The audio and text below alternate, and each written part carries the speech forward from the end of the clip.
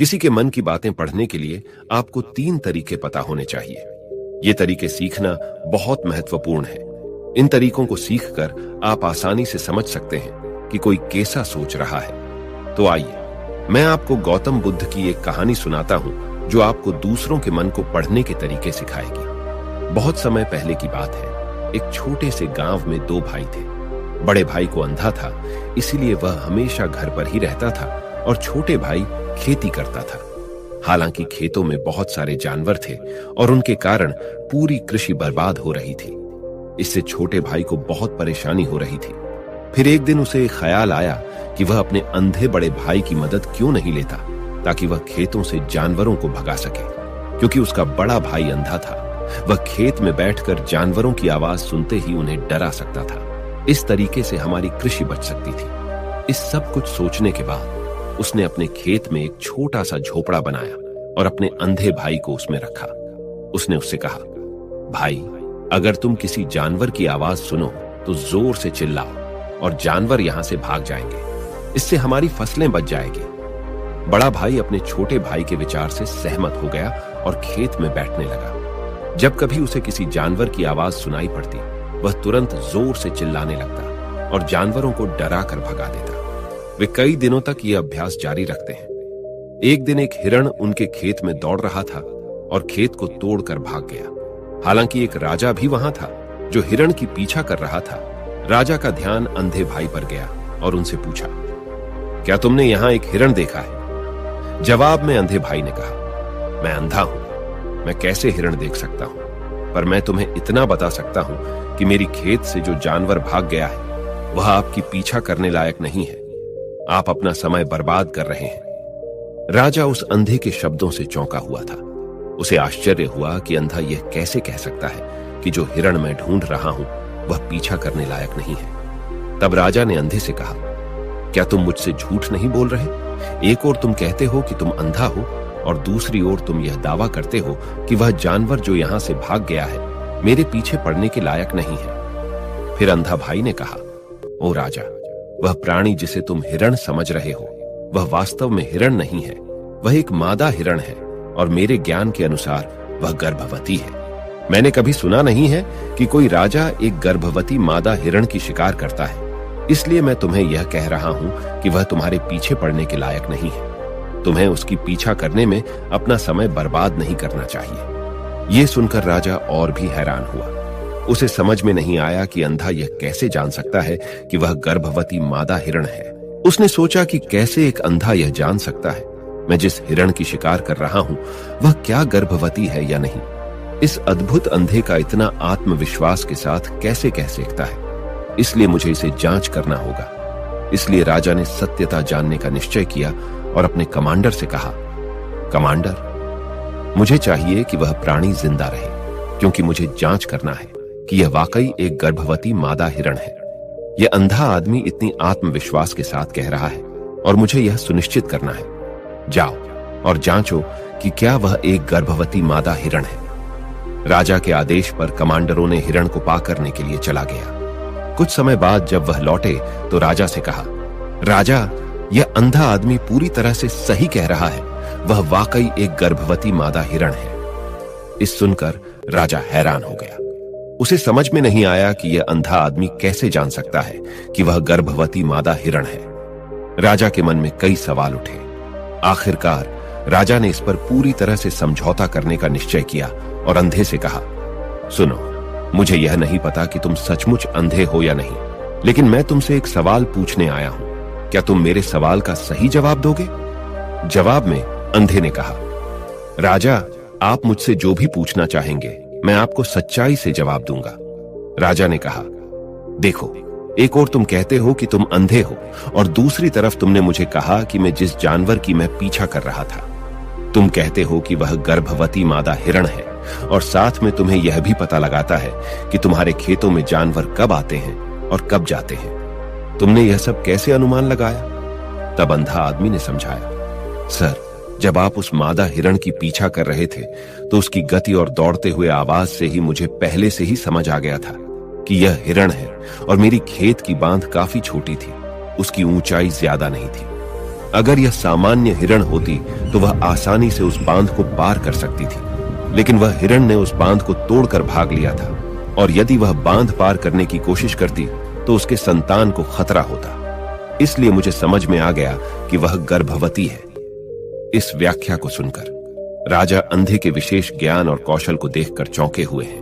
वह समझता है कि यह व्यक्ति अंधा होने के बावजूद अनोखी जानकारी और क्षमताओं से संपन्न है।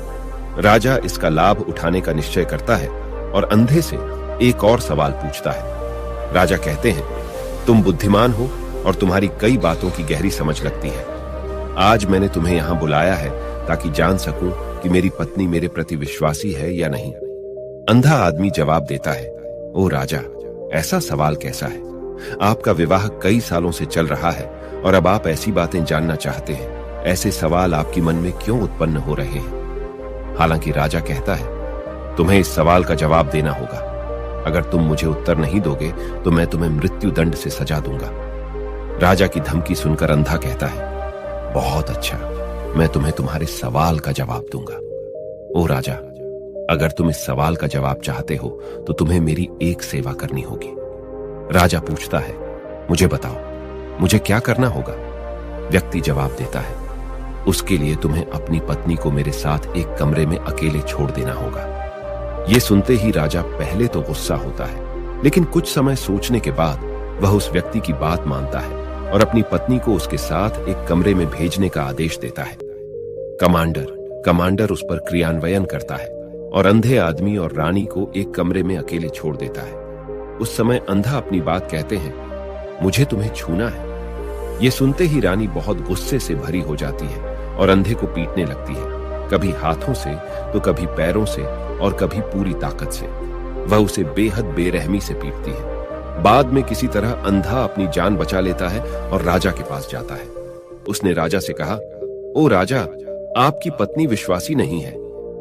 इस सुनते ही राजा बहुत गुस्से से भरकर अपनी तलवार निकालता है और सीधे अपनी पत्नी के पास जाता है। उसने उससे गुस्से में कहा, रानी, आज मैं तुमसे एक सवाल पूछूंगा और तुम्हें सच्चाई से जवाब देना होगा। अगर तुमने झूठा बोला तो मैं तुम्हारा सर तुरंत अलग कर दूंगा। फिर उसने पूछा, मुझसे कहो, क्या तुम विश्वासी हो या नहीं? इस पर रानी ने कहा, ओ राजा, तुम मुझे मार दो, लेकिन मैं विश्वासी नहीं हूं। राजा बहुत खुश हुआ क्योंकि वह सब कुछ जो अंधे ने कहा था वह पूरी तरह से सच था। इस सुनते ही राजा तत्काल अंधे के पास जाता है और पूछता है, तुमने कैसे जान लिया कि मेरी पत्नी विश्वासी नहीं है? अंधा उत्तर देता है, ओ राजा, यह काफी सरल है। मैंने आपकी पत्नी से कहा कि मैं उसे छूना चाहता हूं और वह इतनी रोष में आ गई कि मुझे मारने लगी। वफादार औरत कैसे किसी अन्य पुरुष को छू सकती है? जब मैंने उससे कहा कि मैं उसे छूना चाहता हूं, वह मुझे इनकार कर सकती थी, लेकिन उसने मुझे मारना शुरू कर दिया और उस प्रक्रिया में उसने मेरे पूरे शरीर को छुआ। अब तुम मुझसे बताओ, इस प्रकार की औरत विश्वासी कैसे हो सकती है? राजा कहता है, तुम बहुत बुद्धिमान हो। ठीक है, तो चलो आगे बढ़ते हैं। उसके बाद वह जोर से कहता है, एक और सवाल का सही जवाब दो और मैं तुम्हें यहां से जाने दूंगा।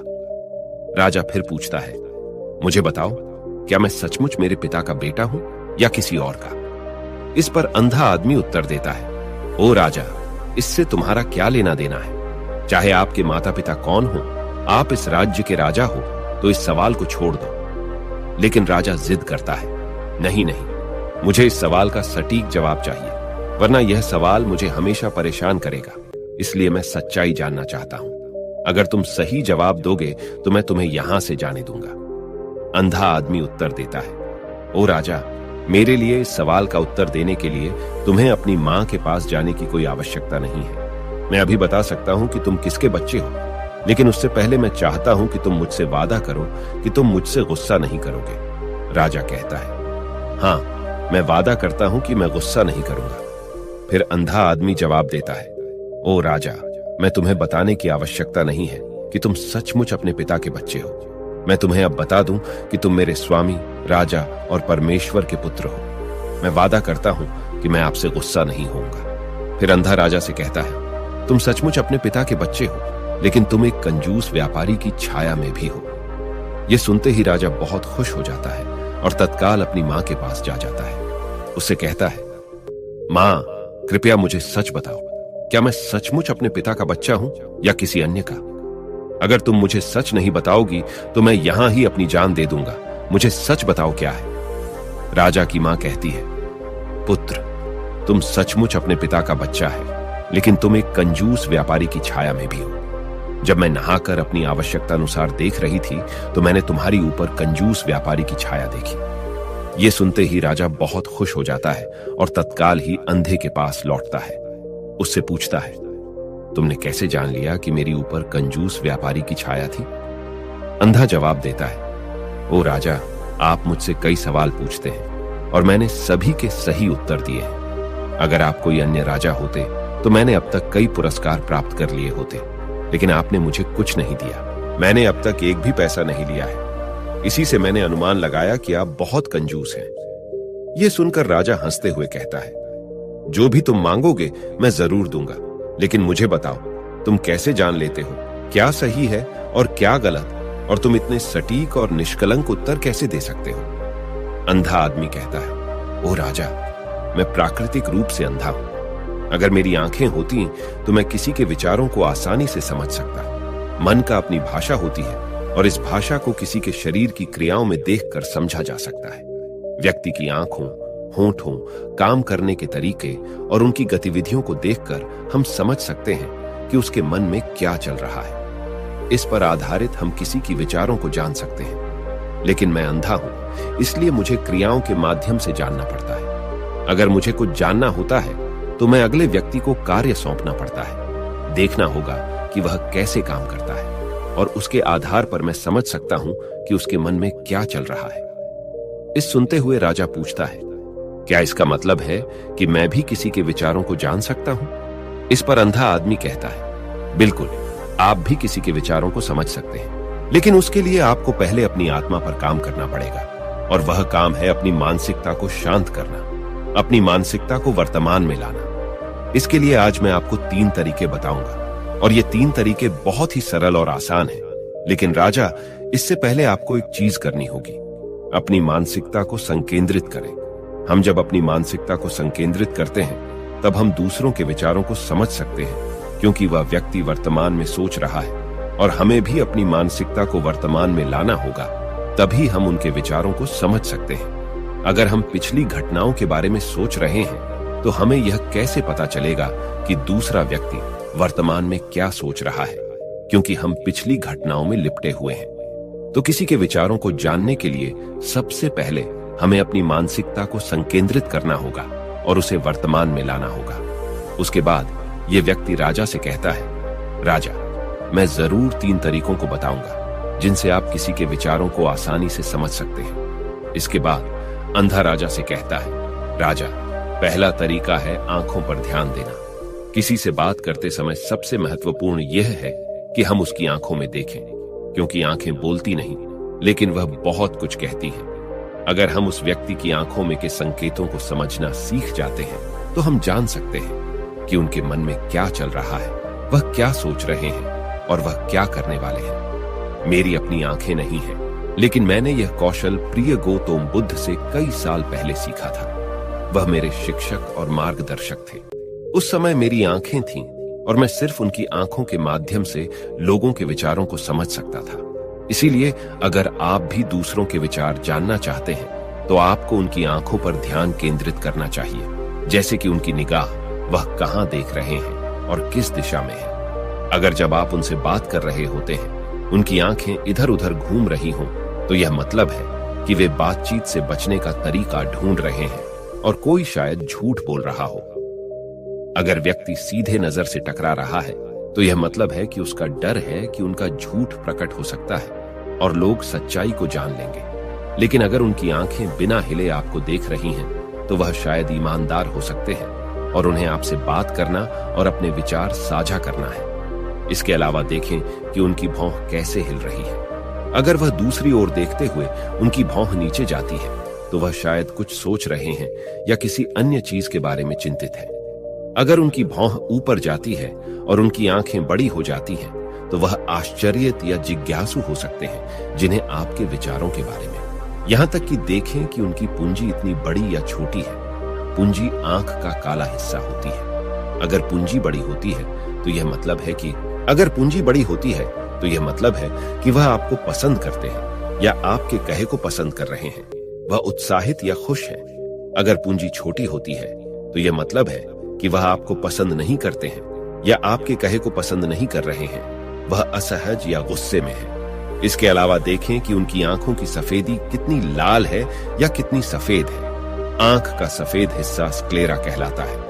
अगर स्क्लेरा लाल होती है तो यह मतलब है कि वह थके हुए, तंत्रित या बीमार हो सकते हैं।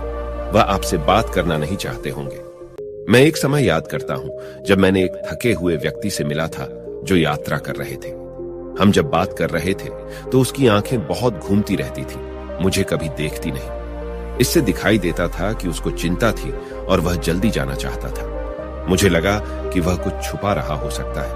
वह मेरे साथ बात करना नहीं चाहता था, इसलिए मैंने उससे और सवाल पूछे।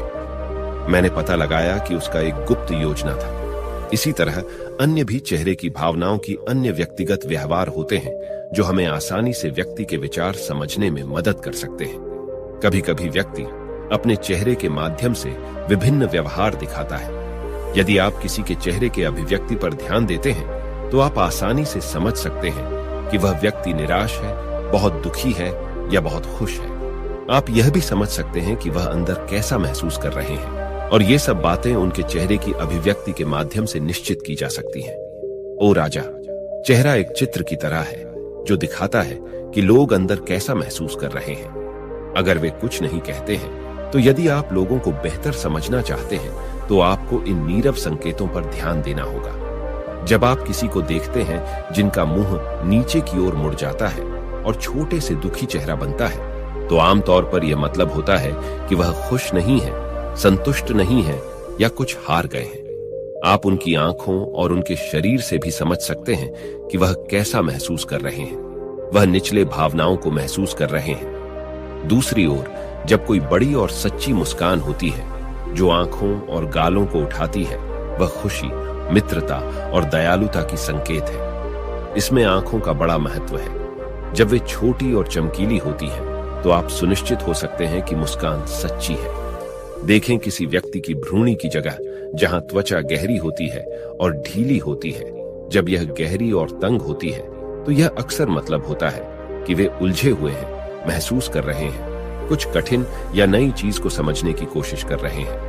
रुख का तरीका मुंह हमें बहुत कुछ बता सकता है। एक मुंह जो बंद और संकुचित हो, यह मतलब हो सकता है कि वह सहमत नहीं है, किसी चीज से संतुष्ट नहीं है या बातचीत करना नहीं चाहते। लेकिन एक मुंह जो खुला और आराम से हो, यह मतलब होता है कि वह खुले मन से बातचीत करने के लिए तैयार है। जब आप चेहरे की इन संकेतों को देखने और समझने में महारथी हैं, तो आप यह जान सकते हैं कि लोग किस बारे में सोच रहे हैं और कैसा महसूस कर रहे हैं। चाहे वह अपनी भावनाएं बाहर कहें या चुप रहे, उनके चेहरे से हर बात साफ हो जाएगी। इसलिए कोई व्यक्ति जैसे भी अपने शब्दों से बोलता हो, आप उनके चेहरे से सब कुछ समझ सकते हैं। मैं आपको एक कहानी सुनाऊं। एक बार मैंने एक दुखी व्यक्ति से मिला जो मेरी मदद के लिए आया, लेकिन वह ऐसा व्यवहार कर रहे थे कि उन्हें कोई परवाह नहीं। लेकिन मैंने उनकी माथे पर एक छोटी सी रेखा देखी, जिससे पता चला कि उनकी परेशानी थी। मैंने उनसे कहा कि मुझे अपनी समस्या बताएं, और उन्होंने बता दी। इसके बाद उनको अच्छा लगा और मैंने उनकी मदद की। एक सच्ची मुस्कान आंखों को भी खुश बनाती है। ये मतलब है कि वे खुश और दयालु हैं। एक उदासी मुंह की भौहें नीचे जाती हैं। इसका मतलब है कि वह चिंतित या उलझे हुए हैं। भौहें ऊपर जाती हैं जब वे हैरान या जिज्ञासु विचार रहे होते हैं, तो आप उनकी भावना को उनके चेहरे को देखकर समझ सकते हैं। आगे बढ़ते हुए व्यक्ति राजा से तीसरी मेथड के बारे में बताते हैं, कहते हुए, ओ राजा, एक और भाषा भी है जो है, वह है हाथों की इशारों और शरीर की भाषा की। किसी के विचारों को समझने के लिए हमें हाथों की इशारों और शरीर की भाषा को समझना चाहिए। जब कोई व्यक्ति बातचीत करता है तो आपने देखा होगा कि वह अपने हाथों को हर समय हिलाता रहता है, इशारे करता है। शब्दों के अलावा उनकी शरीर की भाषा भी बड़ी भूमिका निभाती है। वह क्या सोच रहा है, यह स्पष्ट करने में।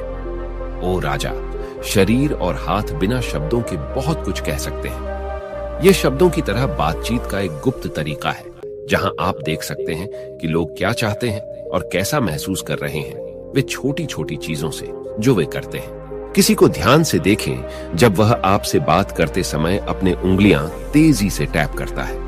जब उंगलियां किसी चीज पर तेजी से आवाज करती हैं, तो यह मतलब हो सकता है कि वह बोर हो रहे हैं, जल्दी में हैं या बातचीत जल्दी समाप्त करना चाहते हैं। मैं एक वक्त स्मरण करता हूं जब मैंने एक व्यक्ति से मिला जो मुझसे कुछ बेचना चाहता था और वह यही इशारा करता था।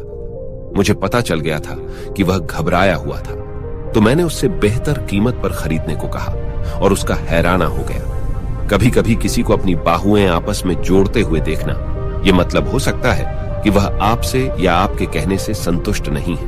वह अपने विचारों को आपसे छुपा रहे हैं। इस तरह से अपनी बाहुएं जोड़ने का तरीका उनके विचारों और भावनाओं को दूसरों से सुरक्षित रखने की तरह है। इस चिन्ह को देखकर आप जब उनसे बात करें तो दयालु और सतर्क रह सकते हैं, ताकि वह आपसे अधिक संतुष्ट और खुले मन से मिल सके। कभी कभी किसी व्यक्ति को आपस में झुकते हुए देखना, यह मतलब हो सकता है कि वह आपसे या आपके कहने से रुचाना रखते हैं। वह आपकी बातों को ध्यान से सुन रहे हैं, जिससे वह आपसे रुचाना रखते हैं और जानना चाहते हैं। इस तरह से अपने शरीर को हिलाने का यह तरीका दिखाता है कि वह आपकी बातों को सुनना, सीखना और समझना चाहते हैं। मैंने एक बुद्धिमान शिक्षक से मिला था जो ऐसा करते थे। वह बहुत शांत थे, लेकिन वह दिलचस्पी से आगे झुकते रहते थे, जिससे यह प्रकट होता था कि उन्हें उस विषय के बारे में और जानना था। कभी कभी लोग जब आपसे बात करते समय अपने चेहरे को छूने की आदत डालते हैं, तो आपको पता चल सकता है कि वह किस बारे में सोच रहे हैं। यह अक्सर मतलब रखता है कि वे चिंतित हैं या सोचते हैं। यह सब छूने का तरीका दिखाते हैं कि उनके मन और दिल में क्या हो रहा है। दूसरों की शरीर और हाथों से सही से समझने के लिए आपको धैर्य रखना पड़ता है, सावधानी से देखना पड़ता है और उन बातों को सराहना करनी पड़ती है जो वे नहीं कहते। ये छोटी पर महत्वपूर्ण संकेत, जैसे कि एक शांत पुस्तक, आपको उन भावनाओं और विचारों को दिखाते हैं जो उनमें छुपे हुए हैं और आपको उनसे बेहतर जुड़ने में मदद करते हैं। अगर हम इन 3 तरीकों पर ध्यान देते हैं और उन्हें सही से समझते हैं, तो हम तेजी से पता लगा सकते हैं कि किसी के मन में क्या चल रहा है, वह हमारी बातों को कितनी ध्यान से सुन रहे हैं और उनके मन में क्या हो रहा है। लेकिन इससे पहले आपको अपने मन को ध्यान में लाना होगा और उसे वर्तमान में लाना होगा। तभी आप इन सभी क्रियाओं पर ध्यान दे सकते हैं, उन्हें समझ सकते हैं और महसूस कर सकते हैं कि उनके मन में क्या चल रहा है। अन्यथा अगर आप पूर्व घटनाओं या भविष्य के योजनाओं में प्रवृत्त हैं, तो आप कभी भी व्यक्ति की शरीर भाषा पर ध्यान नहीं देंगे और आप कभी नहीं समझ पाएंगे कि उनके मन में क्या हो रहा है, वह क्या सोच रहे हैं। आपने कई महान संतों और ज्ञानी व्यक्तियों को देखा होगा जो आपको शांति से देखते हैं और आपको बता सकते हैं कि आपके मन में क्या चल रहा है, आपने उनसे क्या सीखा है। और इसका सबसे बड़ा कारण यह है कि वे आपको पढ़ सकते हैं, आपको समझ सकते हैं, क्योंकि उनका मन संकेतित, शांतिपूर्ण है। इसलिए वह आसानी से आपके विचारों को समझ सकते हैं। मुझे आशा है कि आपने अब तक कहानी का आनंद लिया है और इससे कुछ नया सीखा है। यदि आपने ऐसा किया है तो कृपया इस चैनल की सदस्यता लें। इससे मुझे उत्साहित किया जाएगा कि मैं आपके लिए और भी रोचक और जानकारीपूर्ण कहानियां बनाऊं। देखने के लिए धन्यवाद और आगे आने वाली वीडियो के लिए बने रहें।